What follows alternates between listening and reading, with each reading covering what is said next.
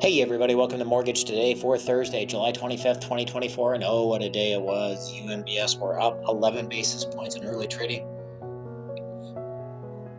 S&P Futures were down 14 points. The most problematic data this morning was the quarterly GDP report, which includes a quarterly reading of the PCE price index, where one of the months of the quarter is the same PCE data that will be reported tomorrow. That means the higher risk that June PCE prices are above expectations tomorrow, thus casting some doubt on the resounding inflation victories suggested by the June CPI data out 2 weeks ago. Bonds had rallied sharply in the overnight session, mostly on the back of weaker economic data in Europe, but we're giving up some gains after this data. Jobless claims came in. Jobless claims came in at 235,000 on a 238 forecast. It was 245 previously. Despite reports that the labor market is softening, we aren't seeing it yet in the official statistics. Durable goods came in at negative 6.6 on a 0.3 forecast, so that's a pretty big beat. It was 0.1 previously. GDP came in at 2.8 on a 2.7 forecast. Dang, things going the wrong direction.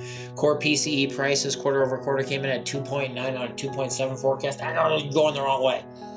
Non-defense, excluding air durable goods, came in at 1.0 versus a 0.2 forecast. So I guess we found where a lot of it's coming from.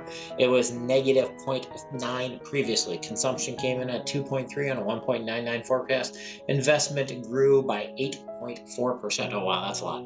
The housing recession continues with another disappointing new home sales report. New home sales came in at 617,000, which was well up below the street estimate of 640,000. This was down slightly on a month-over-month basis and 7.4% on a year-over-year basis. Today marked an uptick in the importance of economic data for the week, and it had obvious consequences for volatility.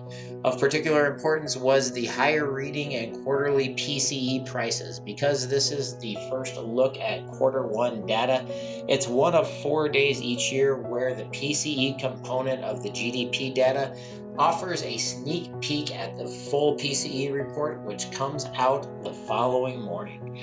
The 2.9 versus 2.7 reading suggests there's extra inflation that will be distributed between April, May, and June.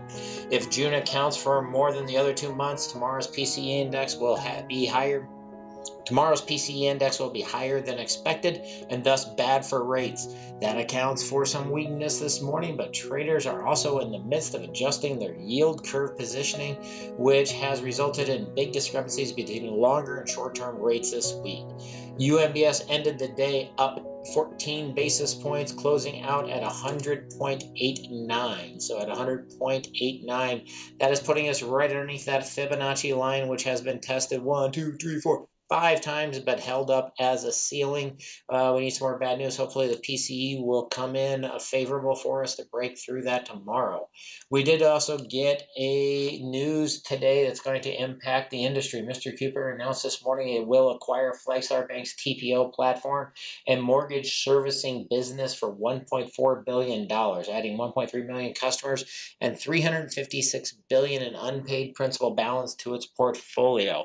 Not a giant surprise, I guess, because Flagstar has been selling things off. Their parent, New York Community Bank, has kind of announced some financial problems a little bit.